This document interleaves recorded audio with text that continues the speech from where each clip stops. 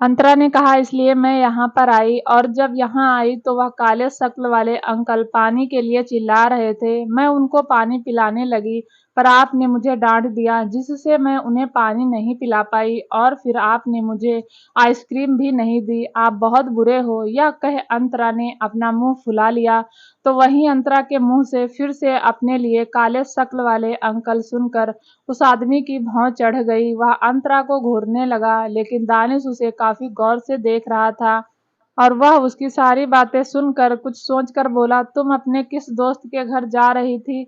यह सुनने से अंतरा ने एक्साइटमेंट के साथ कहा, वह मेरा बेस्ट फ्रेंड है, मैं उसके साथ बहुत खेलती हूँ। दानिश ने दांत पीसकर कहा, मैंने तुम्हारे दोस्त का नाम पूछा है, ना कि तुम क्या करती हो उसके साथ। अंतरा का मुंह बन गया। उसने दानिश को टुकुर टुकुर देखते हुए चढ़ कर कहा, खड़ूस कहीं के। दानिश ने अपने आप को कंट्रोल करते हुए कहा, तुम पहली ऐसी लड़की हो जो मेरे आगे इतना बोल रही हो, वरना कोई मेरे आगे इस तरह नहीं बोलता, और ना ही मुझे ऐसे उल्टे जवाब देता है। और जब अगर तुमने बोलना बंद नहीं किया तो तुम्हारे लिए बहुत बुरा हो जाएगा। दानिश के धमकाने से भी अंतरा को फर्क नहीं पड़ा।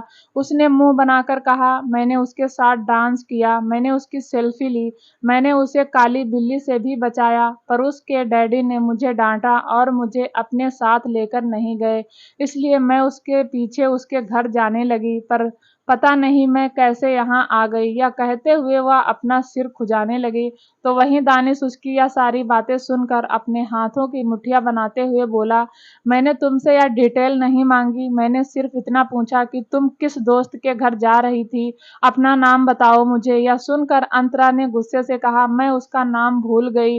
यह सुनकर दानिश उसे अब घूर कर देखने लगा और बोला, क्या तुम उसका नाम भूल गई?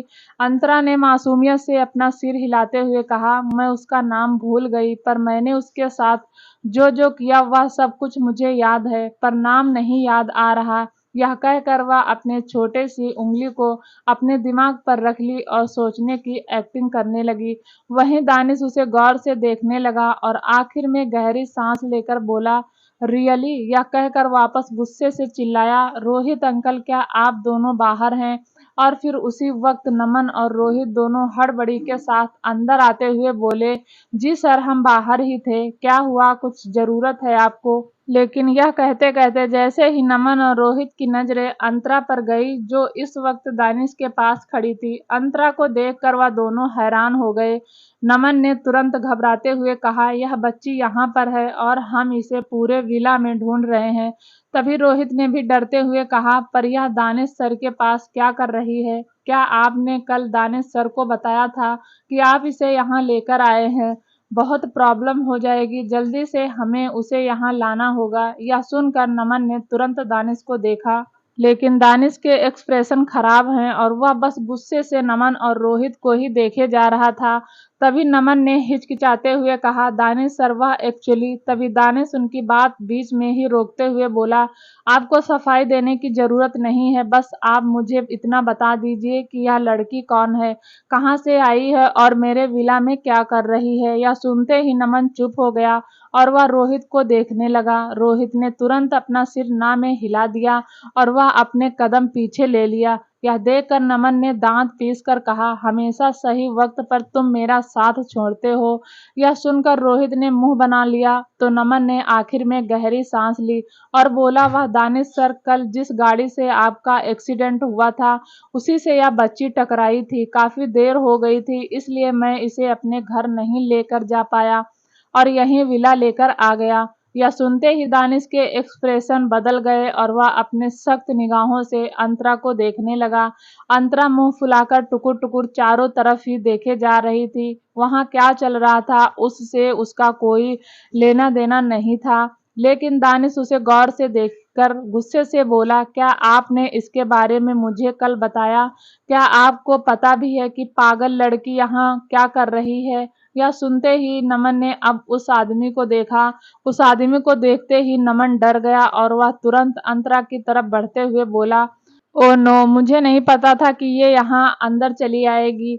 मुझे माफ कर दीजिए दानिश सर, मैं इसे अभी लेकर जा रहा हूँ और इसे अब कभी आपकी नजरों के सामने भी नहीं आने दूंगा। यह कहकर नमन तुरंत अंतरा को अपनी गोद में उठा लिया।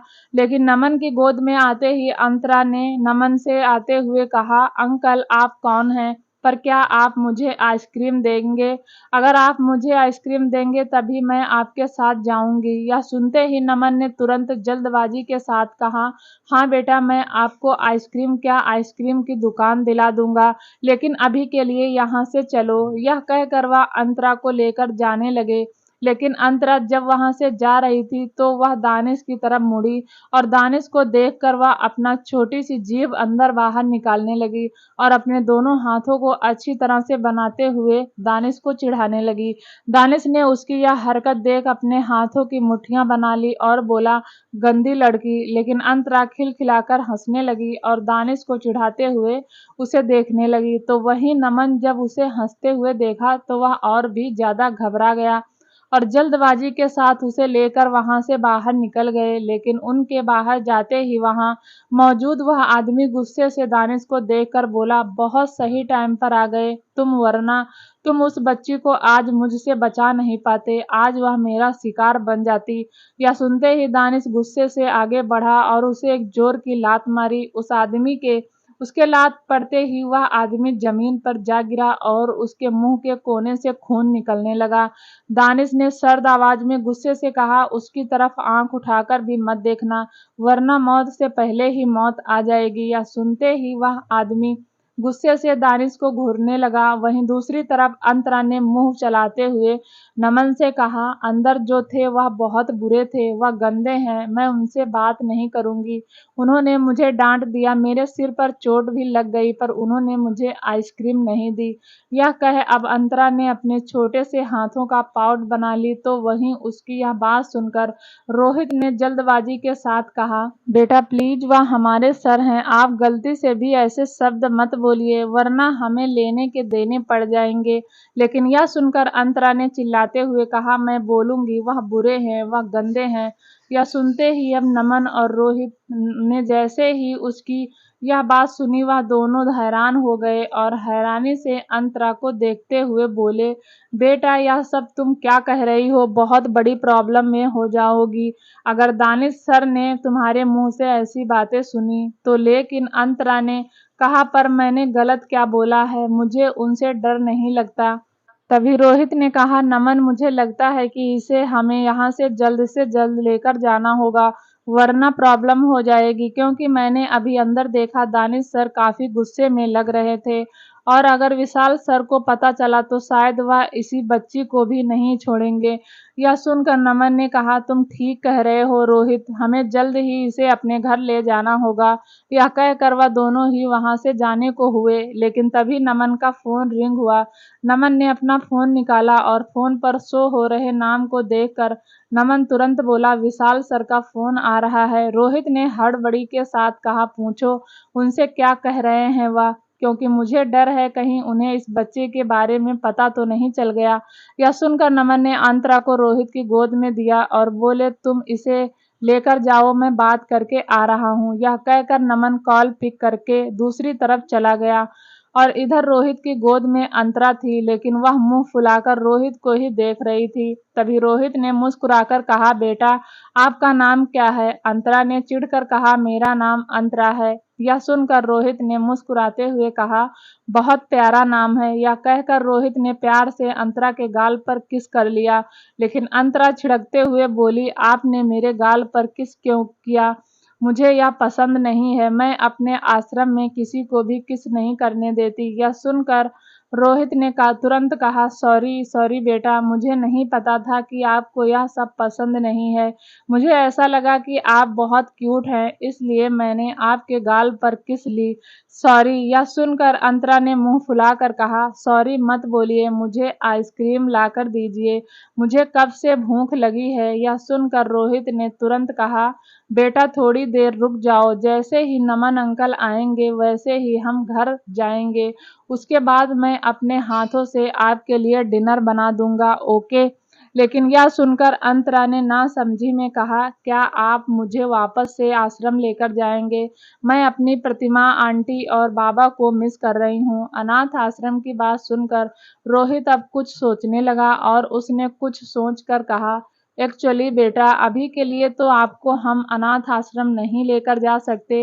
अभी के लिए आप हमारे साथ रहो। यह सुनकर अंतरा ने कुछ देर तक सोचा और फिर एक्साइटमेंट के साथ बोली, इसका मतलब आप मुझे अपने घर लेकर जाएंगे क्या? वह घर बहुत बड़ा है। उसकी यह बात सुनकर रोहन उसे ध्यान से देखने लगा। कहीं न कहीं उसे यह बात समझ आ गई, अनाथ आश्रम में रहने की बात। उस छोटी सी बच्ची के बहुत सारे ऐसे सपने थे जो शायद पूरा करना चाहती थी और उनमें से एक सपना था बड़े घर में रहना। रोहित उसे ध्यान से देख रहा था और फिर आखिर में उसने मुस्कुराते हुए कहा, बेटा, वह महल जितना बड़ा तो नहीं है लेकिन काफी खूबसूरत है, जहाँ मैं और तुम्हारे नमन अंकल रहते हैं। लेकिन जब तुम वहाँ रहने लगोगी तो तुम तो कुछ भी चाहोगी वहाँ सब कुछ कर सकती हो।